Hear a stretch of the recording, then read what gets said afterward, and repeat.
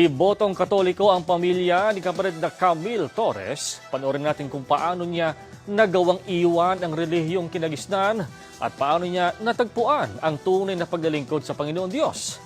Narito ang kanyang kwento.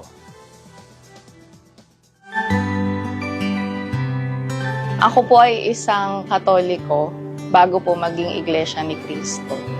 Dati po, ako po ay nakatira yung bahay namin sa tapat po ng simbahan mismo. Kaya active po kami sa simbahan. Lumaki po ako na araw-araw po kaming nagro-rosaryo kasama ng lola at mga pinsan ko. Ang lola ko po ay merong katungkulan sa simbahan. Ang magulang ko po ay nagtrabaho sa simbahan din. Tatay ko po naging sekretary. Kaya halos araw-araw din po akong nasa simbahan noon. Talagang active po kami na meron din kaming malalaking poon sa bahay. Kapag po merong Semana Santa, ay nagpo-prosesyon din po kami taon-taon. Pati po sa school, Catholic school din po kasi ako pumasok. Naglilid po ako lagi ng rosary. Kasi nga po, bata pa lang, kabisado ko na po yung mga rosary. Ganun po kami ka-active sa church po dati ng Katoliko. Dahil sa pagmamahal noon ng pamilya ni kapatid na Camille Torres sa relihiyong kinagisnan, ipinagtatanggol niya ito sa mga sumasalungat sa kanilang paniniwala. Pinaglalaban ko po yung Catholic religion eh. Kasi nga po, di ba po sa school, so meron po kaming mga debatehan. Bakit may prosesyon, tsaka meron kaming mga santo. Kasi talagang sa bahay, napakadami po naming poon noon. Tapos ang argument nila, bakit Diyos-Diyosan daw kasi.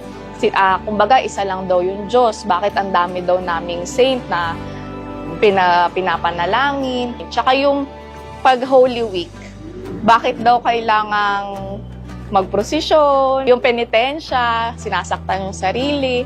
Dumating ang sandali na may bumangong mga tanong sa kanyang isipan kung tama pa ba ang ginagawa niya sa loob ng Iglesia Katolika. Nung nag-college po ako, nagkaroon ako ng mga questions na rin.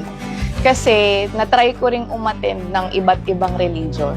So, yung mga Victory, Christian, nag-feast pa ako noon. Tapos sabi ko, bakit ang dami namang religion? Dati ko nang question yon, pero habang tumatanda nga ako, nagiging mas matibay yung question na yon sa akin. Believer talaga ako ng Diyos. Hindi ko kinwestiyon na walang ama, walang Diyos. Talagang hinanap ko lang kung saan ako mapapanatag, kung saan ko mas naiintindihan yung aral. Hanggang sa bawat pag-attend ko sa mga yon, nung pagpasok ko sa iglesia, doon ko mayroong naramdaman na yung nako-curious ka, bakit sila umiiyak, bakit tahimik manalangin, yung disiplina nila sa pagsamba. Doon ako nagsimulang magtanong sa mga kaibigan ko. Ayun po yung naging sa akin, stepping stone para mas maging open sa iglesia. Baka siguro mali ang ginagawa ko, na narinig ko rin po na mali na iba't ibang religion yung sinasambahan mo. Umatake ulit yung anxiety disorder ko. Tapos sa pangalawang trabaho na ganun-ganun din yung nangyari sa sarili ko na hindi na naman ako makabangon, balisang-balisa na naman po yung katawan ko, na gusto ko mas malaman yung aral ng iglesia. Hanggang sa doon ko na rin in-stop yung pag-attend sa iba't ibang religion. Sa pagpapasya ni kapatid na Camille na umanib sa Iglesia ni Cristo, katulad ng iba, hindi siya nakaiwas na hadlangan ng mahal niya sa buhay. Ang umuusig po talaga sa akin, yung lola ko. Kasi sabi niya, ano ba yan? Ba't ka mag-iiglesia? Katoliko tayo. Mas matagal yung relihiyong Katoliko. Bago lang naman yung iglesia. Yung mga ganun pong pag-uusig. Pero hindi po ako nagpapigil. Sa pakikinig ni kapatid na Camille sa mga aral ng Panginoong Diyos, sinisiguro niya na nakasulat sa Biblia ang lahat ng itinuturo sa kanya. ang ginagawa ko talaga, nililista ko lahat ng verse, bawat doktrina. Tapos, ang ginagawa ko po, pagkatapos ng doktrina, isa-search ko siya sa Google or sa Bible. Meron naman po kaming Bible sa bahay. Mas naging malinaw po sa akin na tama naman pala yung ginagawa sa iglesia. Ibinahagi rin ni kapatid na Camille ang naramdaman niya nang matanggap na niya ang banal na bautismo sa Iglesia ni Cristo. Nung nabautismuhan ako, mas naging deepen yung relationship ko sa Ama. Na sa tuwing sumasamba nga ako, naiintindihan ko yung bawat aral, teksto, na kahit may pinagdadaanan po ako sa buhay, na nagiging ready ako.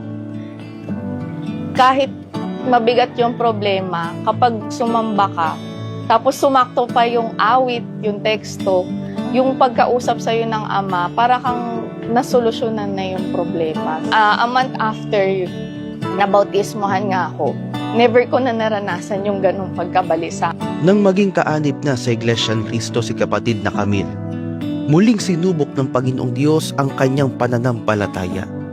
Nagkaroon siya ng stage 1 cancer na non-Hodgkin lymphoma. Ngayon, ang panalangin ko, pahabain yung buhay ko. Pinarealize sa akin ng Ama kung gaano kahalaga yung buhay. Kasi nga po, nung nagkasakit ako, nung nagkaroon ako ng cancer, parang doon ako kinatok ng Ama na mahalaga ang buhay kahit mahirap. Na ang panalangin ko ngayon, humaba yung buhay ko para makapaglingkod pa sa Kanya.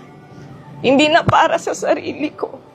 Kasi yun nga, pag naririnig ko yung mga teksto sa kailangan ang rason mo para mabuhay, hindi dahil sa pamilya mo, hindi dahil sa anak mo, kundi dahil may kailangan ka pang paglingkuran.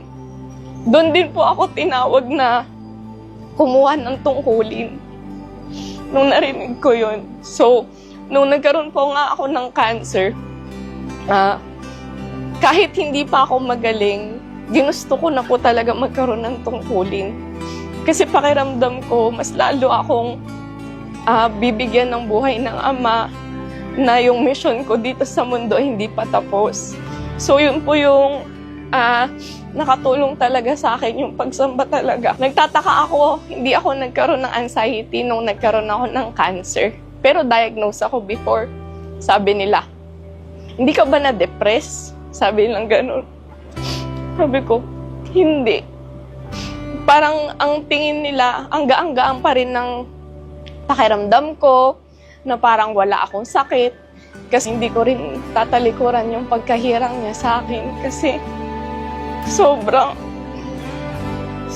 blessed ko ngayon na kahit anong pagdaanan ko, nagiging magaan siya para sa akin. Kasi hindi niya ako iniwan. Ang pangako ko, hindi ko rin siya iiwan. Gaya ng hindi niya pag-iwan sa akin. Sa lahat po ng mga nanonood ngayon, lalong-lalo na po sa aking pamilya, sa mga kaibigan, kakilala, sa mga hindi pa po kapanampalataya at hindi po Iglesia ni Cristo, wala naman pong mawawala sa pakikinig. Gaya ko po, hindi ako agad sumama o umanib sa Iglesia ni Cristo. Pero yung pagiging open ko at ang paghahanap ko sa Ama, ito po ay nakatulong ng malaki sa akin, lalong-lalo na po sa aking buhay ngayon. Mula po rito, sa San Rafael, Bulacan, ako po si kapatid na Jericho Bire para sa Iglesia ni Cristo News Network.